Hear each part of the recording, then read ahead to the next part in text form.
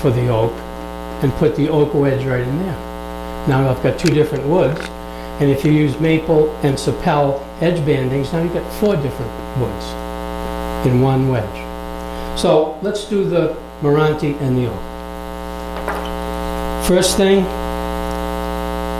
spread the glue on the inside edge of the wedge.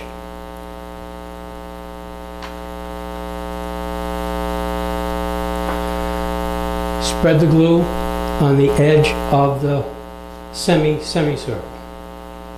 This is Titebond 2. I usually use Titebond 2 or just regular Titebond. If I'm making a cutting board or a cheese board, I use Titebond 3. So my glue is spread. Now I have 4 pieces of veneer, or actually edge banding. What I found cutting, when I first started this, I would take a sheet of veneer and I'd slice it with a utility knife, and then I'd use a scissors to cut it to the length I needed. But I never got all of the pieces exactly the same size. So when I pushed down on the veneer as we were assembling it, I couldn't tell if I was actually pushing all of the pieces or just the tallest piece. Then I thought, there's got to be a better way. And I thought about using edge banding. So what I'm going to do is I'm going to make a pattern. Because we have Meranti on one side and oak on the other, I'm going to use 2 pieces of maple to go next to the Meranti and 2 pieces of sapel to go next to the oak. So I lay them out, hold them in your hand. There's always going to be a little arc to these pieces because they come on a roll, and they've been on the roll for a long, long time, and you cut it and it's still bent a little bit. So I take my piece. I always use unglued veneer. If you try to use pre-glued veneer and put Titebond on it, it won't work. The Titebond won't hold. One side, put another piece with it, apply some more glue, take a piece of sapel. Are you limited to the veneer and wood pieces, Peter? Can you use other things? You can use any species you want. Aside from wood, though, can you use, let's say, pumpkin? Yeah. Like, can you use like the guitar? You know, they have the that sort of plexi. Yeah, like the Well, as long as the glue will hold it. Yeah. Okay. Sure. All right. Now I've applied glue to all edges of this, and the reason I did it to all edges is because when I assemble this, I want to have some slip. Cameraman, can you come close in on this? Here's my wedge. I'm going to just stand up the veneers in front of the wedge, oriented with the colors the way I want them. Then I'm going to take the semicircle, put it in front, and just push it together. Now,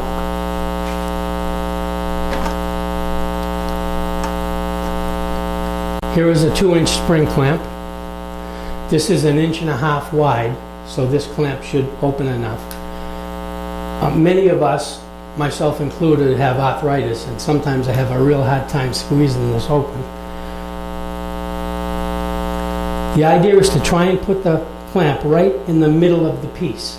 If you clamp it higher on one side than the other, it could caught the little wedge, or the semicircle. Check it by turning it over and looking at the bottom. And all you see, of course, is a big glob of glue. But then you wipe the glue off, and you say, oh, that's pretty good. Now. So when you turn it, can you clean up any of those kind of odd ends then, Peter? Absolutely. Yeah, of course. Now, I'm going to take this clamp off. I'm going to take this apart. Suppose you were not paying attention and you set the piece in like that. Now that's clearly not right. What happens when you put the clamp on is it centers itself, usually. All right, this is so far off, it's, okay, that's a little closer. I'm going to put the clamp on and it's going to swing it right into place. There we go. Good. Loosen up a little, push down on the veneer, and make sure you're lined up good at the bottom. Okay. There's one piece glued. What I'm going to do is wait about 30 seconds or a minute and replace that C-clamp, that spring clamp with a C-clamp. I'm not going to crank it down. I just want to replace the spring clamp so I can use it on the next wedge. So this is set about at the right opening. I'm going to remove the spring clamp and you'll see the piece stays there because the pressure here at the top is holding it in place. I have to bring this over to the edge of the table, otherwise I can't turn the little handle at the back of the clamp.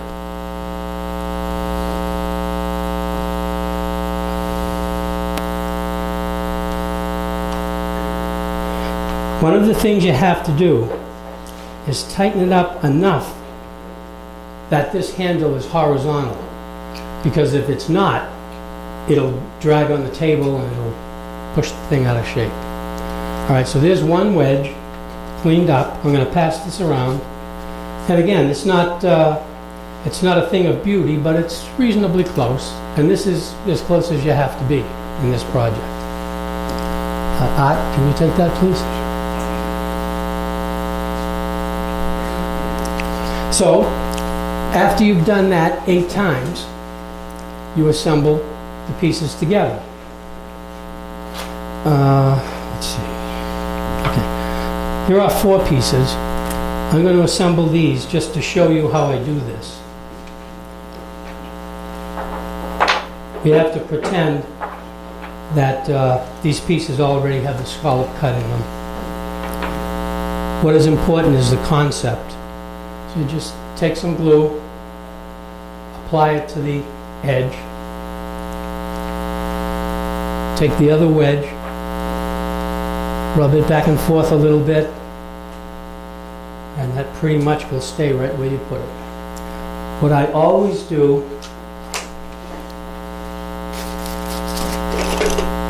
is wrap an elastic around it just to be sure.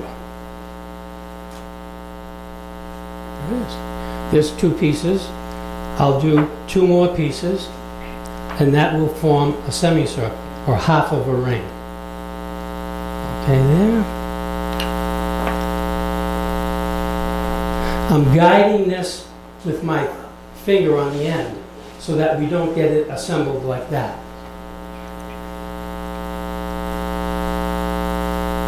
I want it, it has to be even. So there's, and again, we'll take an elastic. These are number 64 elastics from Staples. You can buy a bag for about $3, and the bag will last you a year and a half. So there's 2 sets of 2 wedges glued together. I'm going to let that glue dry, and I'm going to go to the first ring, which is this ring right here. This is the same, from the same piece of board, just that we stood the board up this time, readjusted the length, and chopped it exactly the same way we did the other one.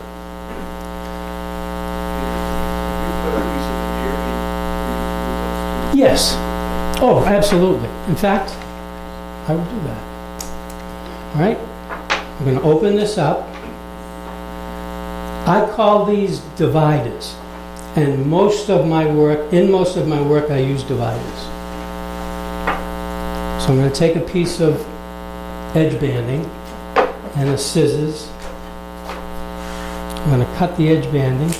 Now this piece is 1.5 inches wide, but that length is a little bit longer because it's cut at an angle. I set the piece in place, the piece of edge banding, take the other piece, rub it, Hold it together for a second. Get the elastic. Wrap it around. That's it. You have to compensate for all those little tiny pieces of veneering or angle cut when you make those, No. or it's not that significant. It makes the ring slightly larger in diameter. If you do that to both rings, they both are slightly larger and they fit perfectly. If you do it to just one, it'll still work. One of the issues I have with this, when you take these pieces to assemble, the easiest way to do it is to line up the glue joints. And that will pretty much ensure that you have a good concentric pair of rings. The best way to do that is to do it upside down, because now you can see pretty clearly where before you're looking inside, now you're looking outside. It's easier to see. So just line up all the joints. Now, that sounds simple. You can take this piece here and you can move it forward or backward, to the right or to the left, or you can rotate it one way or the other. So you might have to play with this a long while to get it absolutely perfectly lined up. The other option you have is to split the difference and put the joints at the midpoint. And you can do that by eye. You don't have to, that doesn't have to be perfect. You can be off a tiny bit and nobody will notice. Most people won't notice. So here's an example of it assembled with the joints at the midpoint, and just rotating it this way a little bit, and you'll see that that is another way to do it. So I've put a piece of veneer in here, but I didn't put a piece of veneer in the other one. So let's break that apart, throw a piece in here, and then we're going to shift to the first ring.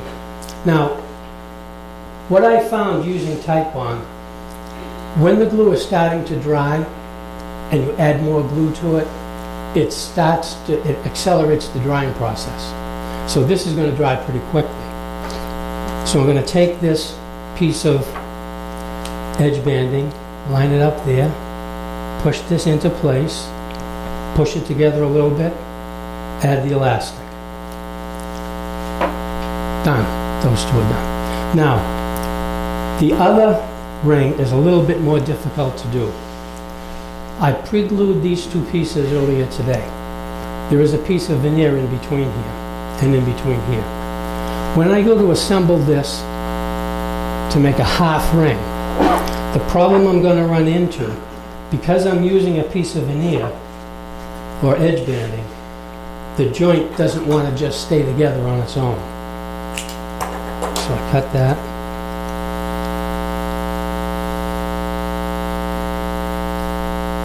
Glue on one face. If I was doing this without the veneer, I wouldn't have to glue both edges. But because there's a piece of veneer going in the middle, you have to have glue on both sides. So, well, that was smart, Peter. I put it on the wrong edge. Put the glue on the wrong edge. So we'll just wipe that off, and we'll put it on the other side. Okay. Now, you take the veneer, put it in place, put it together. Now, I'm going to show you an invention I made to keep this together.